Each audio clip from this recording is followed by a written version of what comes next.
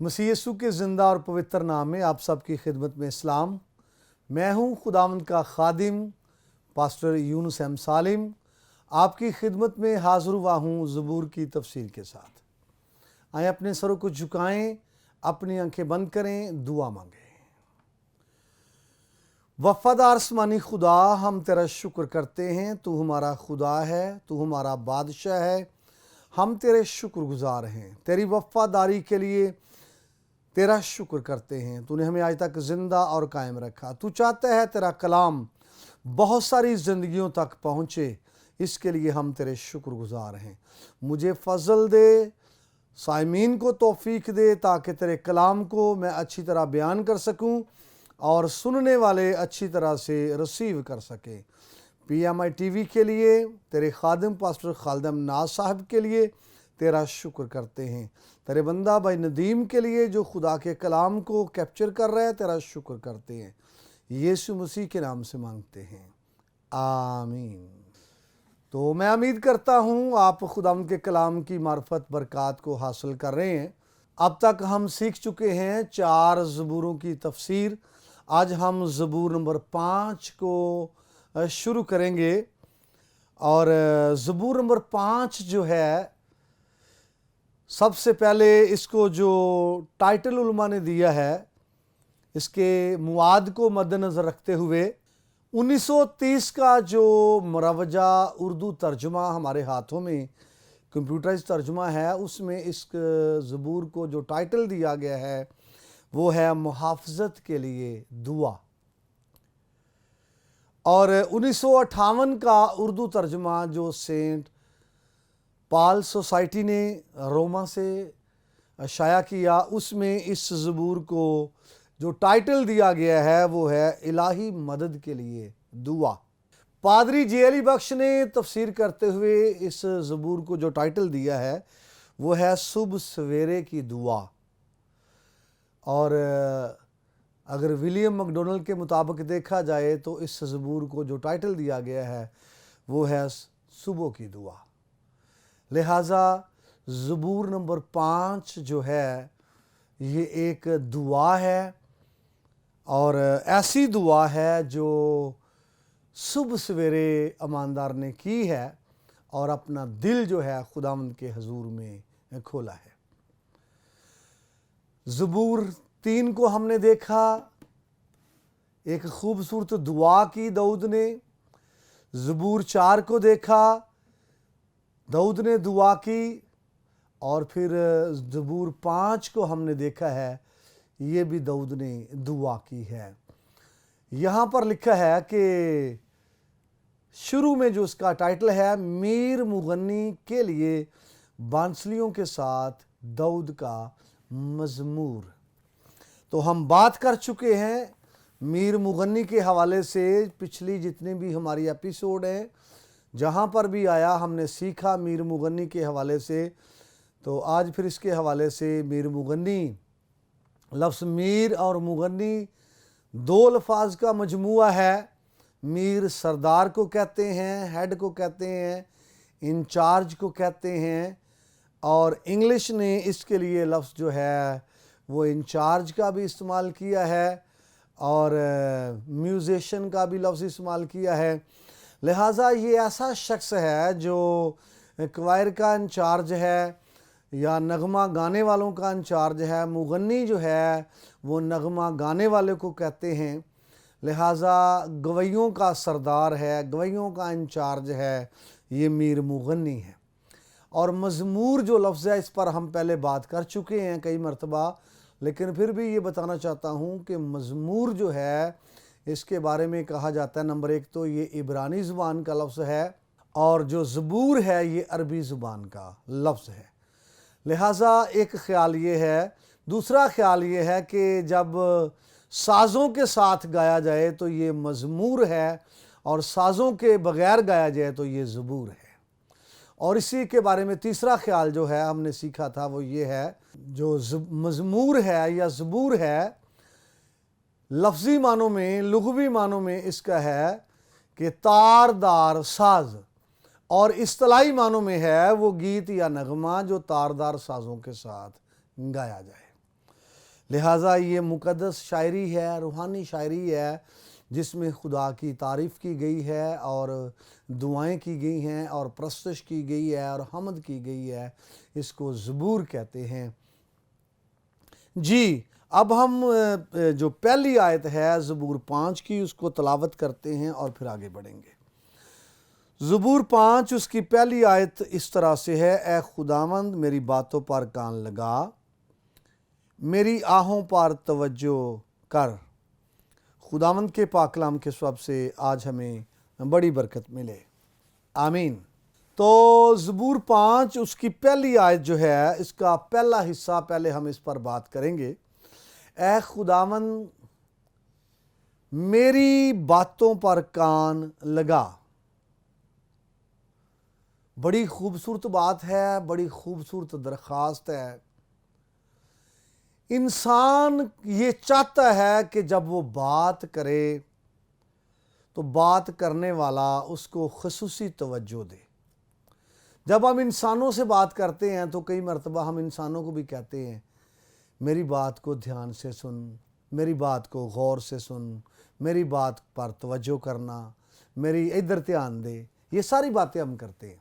तो बात करने वाला जो है वो चाहता है कि जिससे बात हो रही है उसकी तवज्जो उसे हासिल हो और सुनने वाला उसकी बातों पर ध्यान दे और तवज्जो करे। तो यहाँ पर ज़बूर नवीस ने कहा, ए खुदावंद। इब्रानी में यहाँ पर लफ्ज़ यहोवा इस्तेमाल हुआ है, उर्दू में खुदावंद लफ्ज़ यूज़ हुआ है और इसके हवाले से भी पहले हम बारहा सीख चुके हैं। लफ्ज़ खुदावंद फ़ारसी ज़ुबान का है और लफ्ज़ यहाँ पर यहोवा है। फ़ारसी ज़ुबान का लफ्ज़ खुदावंद जब इसको मद्देनज़र रखते हैं, इंग्लिश में ये लॉर्ड है और ग्रीक में ये कोरियोस है। इसको जब मद्देनज़र रखते हैं तो इससे मुराद मालिक है, आका है, शोहर है, साईं है। मगर जब हम लफ्ज़ इब्रानी के लफ्ज़ यहोवा को मद्देनज़र रखते हैं तो हमेशा हर जगह पर लफ्ज़ यहोवा का जो तर्जुमा है ये खुदावंद किया जाता है और यहोवा से मुराद ऐसा खुदावंद है जो जिंदा हो। पहली बात जिंदा हो, दूसरी बात ऐसा खुदावंद जो खुद भी जिंदा हो और दूसरों को जिंदगी बख्शे, और तीसरी बात खुदावंद यहोवा लफ्ज़ को मद्देनज़र रखते हुए ऐसा खुदावंद जो अब्दुल बाद जिंदा है। तो यहाँ पर ज़बूर नवीस जो है ये मुखातब है खुदावंद से, जिंदा खुदावंद से मुखातब है। जिंदा खुदावंद जो जिंदगी देने वाला, जिंदगी बख्शने वाला और जिंदगी को कायम रखने वाला है। और अगर आप मज़ीद इस पर गुफ्तगू करें तो यही लफ्ज़ है जो यीशु मसीह के साथ बकसरत इस्तेमाल हुआ है, खुदावंद का। और यीशु मसीह ने अपने आप को मुतारफ़ करवाया कि यूहन्ना रसूल के इंजीली बयान में कि क़यामत और ज़िंदगी मैं हूँ। ज़िंदगी, ऐसी ज़िंदगी जो कसरत की ज़िंदगी, ऐसी ज़िंदगी जो ना ख़त्म होने वाली ज़िंदगी, और क़यामत मुर्दों का ज़िंदा होने की बात है। तो लिहाजा ये लफ्ज़ यीशु मसीह के लिए कसरत के साथ इस्तेमाल हुआ है। ज़बूर नवीस कहता है, ए खुदावंद। यहां पर ज़बूर नवीस ने कहा, ए खुदावंद। खुदावंद से बात वो कर रहा है। इंसान को देखिए, हम अपने आप को देखें, हम कभी इंसानों से बातें करते हैं, कभी खुदा से बातें करते हैं, कभी अपनों से बातें करते हैं, कभी बेगानों से बातें करते हैं, नातेदारों से बातें करते हैं, रिश्तेदारों से बातें करते हैं, गैरों से बातें करते हैं। यहां पर ज़बूर नवीस खुदा से बातें करता है। और दुआ का जब हम बात करते हैं, दुआ के मीनिंग ही यही है, खुदा से बातें करना। जैसा ज़बूर के टाइटल में हमने देखा कि ये एक दुआ है। تو جب ہم دعا کی بات کرتے ہیں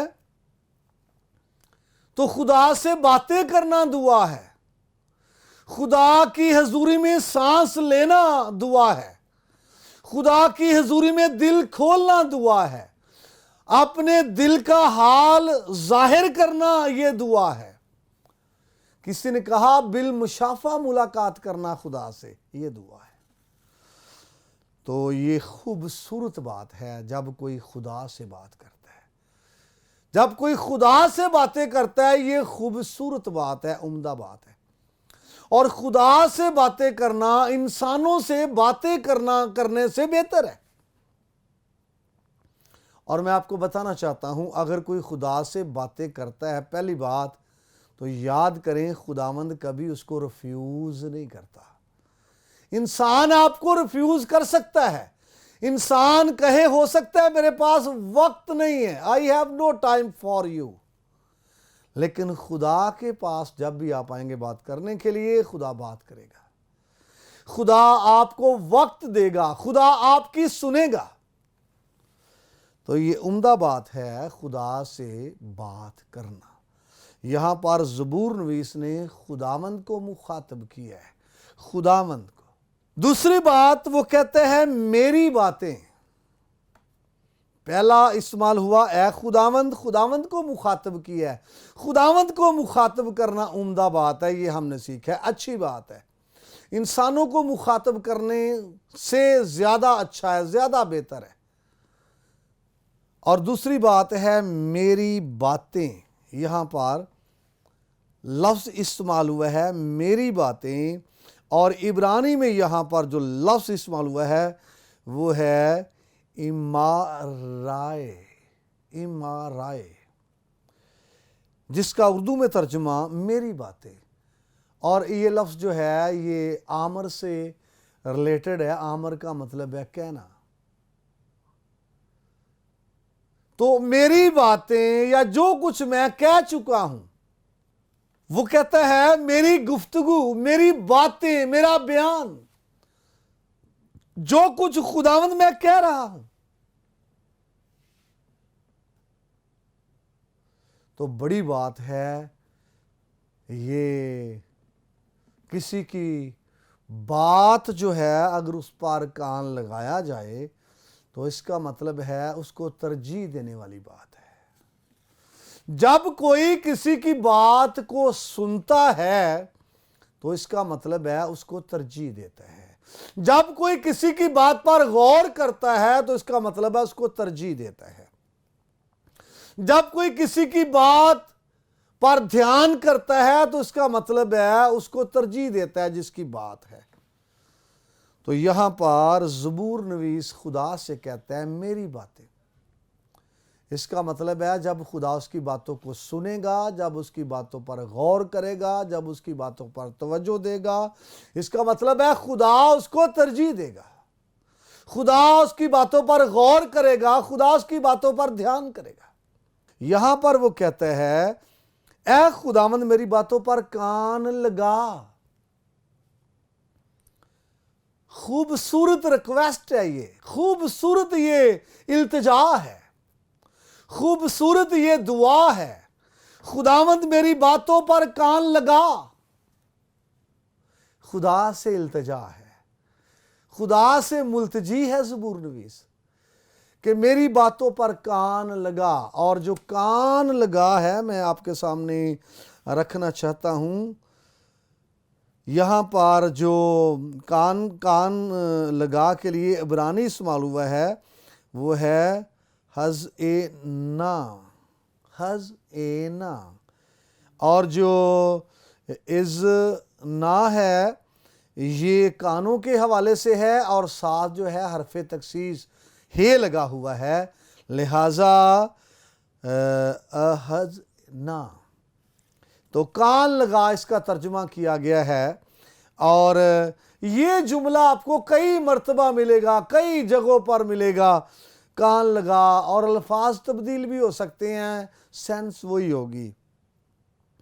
کان لگے رہیں، یہ آپ کو تواریخ کی دوسری کتاب 6 باب کی 40ویں آیت، یہاں پر سلیمان نے جب دعا کی تھی خدا سے اس ہیکل کے حوالے سے جو اس نے بنائی، سلیمان نے کہا کہ خداوند جب کوئی دعا کرے یہاں پر آ کر تو تیرے کان لگے رہیں، تو کان لگے رہیں۔ اور پھر ایک اور آپ کو یہی سینس ملے گی، لفظ فرق ہے، کان جھکا۔ یہ زبور 17 اس کی 6 آیت، کان جھکا، تو یہ آپ کو مل جائے گا۔ اور اس کے لیے بہت سارے حوالے ہیں۔ پھر آپ کو ملے گا میری طرف سے اپنا کان بند نہ کر، زبور 28 اس کی 1 آیت۔ اور میں آپ کو بتانا چاہتا ہوں، مزید آپ آگے بڑھیں تو بہت یہاں بات ہو رہی ہے خداوند کے کان کی، وہ ریکویسٹ کرتا ہے کہ میری باتوں پر کان لگا۔ تو اس سے پیشتر کہ ہم آگے بڑھیں، میں آپ کو بتانا چاہتا ہوں، اگر آپ بتوں کی بات کریں نا، بتوں کی، جب ہم بت پرستی کی بات کرتے ہیں یا بتوں کی بات کرتے ہیں تو بتوں کے بارے میں زبور نویس یہ بتاتا ہے، بتوں کی بات کرتے ہوئے، یہ میں چاہتا ہوں کہ اس پر ضرور بات کی جائے۔ بتوں کی بات کرتے ہوئے زبور نویس جو ہے وہ کہتا ہے، زبور 115 اس کی 5ویں آیت سے، بلکہ آپ 3 آیت سے پڑھ لیں، ہمارا خدا تو آسمان پر ہے، اس نے جو کچھ چاہا وہی کیا، ان کے بت چاندی اور سونا ہے، یعنی آدمی کی دستکاری ہے، ان کے منہ ہیں پر وہ بولتے نہیں۔ یہ بتوں کی بات ہو رہی ہے کہ بتوں کے منہ ہیں پر وہ بولتے نہیں ہیں، آنکھیں ہیں پر وہ دیکھتے نہیں، ان کے کان ہیں پر وہ سنتے نہیں، ناک ہے پر وہ سونگھتے نہیں، ان کے ہاتھ ہیں پر وہ چھوتے نہیں، اور ان کے پاؤں ہیں پر وہ چلتے نہیں، اور ان کے گلے سے آواز نہیں نکلتی۔ یہ بتوں کی بات ہے، لیکن جب ہمارے خدا کی بات ہو رہی ہے تو یہاں پر ہمارے خدا کے بارے میں زبور نویس مزید یہ کہتا ہے، یہ زبور 94 میں آپ کو اس کی زبور 94 اس کی 9ویں آیت میں مل سکتا ہے، خدا کے حوالے سے یہاں لکھا ہے، جس نے کان دیا کیا وہ خود نہیں سنتا، اور جس نے آنکھ بنائی کیا وہ دیکھ نہیں سکتا۔ بھئی بتوں کے بارے میں تو یہ تھا کہ ان کے کان ہیں وہ سنتے نہیں ہیں، ان کی آنکھیں ہیں پر وہ دیکھتے نہیں ہیں، لیکن یہاں پر خدا کے بارے میں ہے، جو ہمارا خدا ہے، جو زندہ خدا ہے، کہ جس نے کان بنایا کیا وہ خود نہیں سنتا۔ تو ہمارا خدا جو ہے وہ سنتا ہے، جواب دیتا ہے، اور اس کے کان ہیں اور وہ سنتا اور جواب دیتا ہے۔ اس لیے زبور نویس یہاں پر کہتا ہے کہ کان لگا، یعنی زبور نویس یہ چاہتا ہے کہ خداوند خدا اس کی باتوں پر کان لگائے۔ تو اس سے مراد جب ہم تفسیر کرتے یہ ہے کہ خدا اس کی باتوں کو توجہ دے، خدا اس کی باتوں پر دھیان کرے، خدا اس کی باتوں کو ترجیح دے، خدا اس کی باتوں کو سنے، اور خدا اپنا کان اس کی طرف جھکائے۔ یہاں پر زبور نویس یہ کہتا ہے، اور سلیمان نے جب پریئر کی تھی ہیکل بنانے کے بعد، اس نے خدا سے یہی ریکویسٹ کی تھی کہ جب کوئی اس ہیکل کی طرف دعا کرتا ہے رخ کر کے، یا اس ہیکل میں دعا کرتا ہے، تو تیرے جو کان ہیں یہ لگے رہیں اس دعا پر۔ اور یہ تواریخ کی 2 کتاب 6 باب کی 40ویں آیت میں آپ کو مل سکتا ہے۔ اور میں آپ کو بتانا چاہتا ہوں، ہماری دعا تبھی فائدہ مند ہوگی جب خدا کے کان ہماری دعا پر لگیں گے۔ اگر ہم دعا کر رہے ہیں اور خدا کے کان ہماری دعا پر نہیں لگے، اور ہماری دعا فائدہ مند ہو نہیں سکتی۔ ہماری دعا کا کوئی فائدہ نہیں ہے اگر خدا کے کان ہماری دعا پر نہیں لگے۔ تو اس لیے زبور نویس کہتا ہے کان لگا۔ اسی آیت کا دوسرا حصہ جو ہے وہ ہے، میری آہوں پر توجہ کر۔ اور جب ہم نے یہ سیکھا تھا عبرانی شاعری کی اقسام کے حوالے سے شروع میں تو ہم نے اس میں پہلی قسم یہ سیکھی تھی کہ جو بات شعر کے پہلے حصے میں کی جائے وہی بات شعر کے دوسرے حصے میں کی جاتی ہے. الفاظ تبدیل ہوتے ہیں لیکن مفہوم جو ہے وہ قائم رہتا ہے.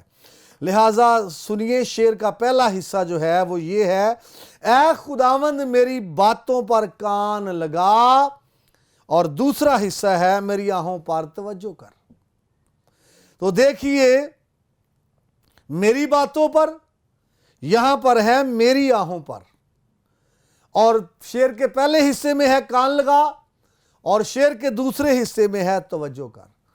ذرا نوٹ کرنے والی بات ہے، یہاں پر آہیں جو آہوں لفظ استعمال ہوا ہے، واحد جو ہے یہ آہیں ہیں، واحد جو ہے یہ آہ ہے، اور پھر آہیں ہیں، لیکن یہاں پر جو لفظ استعمال ہوا ہے وہ ہے آہوں. اور میں آپ کو بتانا چاہتا ہوں بائبل کے اردو ترجمے میں لفظ آہ 74 مرتبہ استعمال ہوا ہے، اور لفظ آہیں 12 مرتبہ استعمال ہوا ہے، اور لفظ آہوں 1 مرتبہ استعمال ہوا ہے. اور آہوں سے مراد یہاں پر جو اندر دل کے سوچے ہیں، پریشانی سے لبریز، اور جو پریشانی سے بھری ہوئی سوچے ہیں، خیالات ہیں، آہوں سے مراد یہ ہے. تو زبور نویس جو ہے وہ خدا سے کہتا ہے کہ میرے اندر کی جو سوچے پریشانی سے لبریز ہیں، میری جو آہیں ہیں اندر سے نکلتی، ان پر بھی غور کار، ان پر بھی توجہ کار، ان پر بھی دھیان کار. اور باتوں اور آہوں کو یہاں بیان کیا گیا ہے کہ خدا ان پر غور کرے اور دھیان کرے. تو اس کلام سے جو ہم سیکھتے ہیں وہ یہ ہے کہ ہمیں خدا سے بات کرنا ہے. مشکل میں ہیں، پریشانی میں ہیں، حالات میں ہیں، اور ہمیں بیماری ہے تو بھی ہمیں خدا سے بات کرنا ہے. اور خدا وفادار خدا ہے، وہ کان جھکائے گا، وہ کان لگائے گا، سنے گا اور جواب دے گا، کبھی ریفیوز نہیں کرے گا. تو ہمیں دعا اس سے کرنا ہے اور اپنے مسائل کو دعا میں رکھنا ہے تاکہ خدا دعاؤں کا جواب دے اور ہمارے مسائل جو ہیں وہ حل ہوں. کلام کے وسیلے سے خداوند خدا ہم سب کو بڑی برکت بخشے. آمین. مزید برکت پانے کے لیے آپ دیکھتے رہیے PMI TV.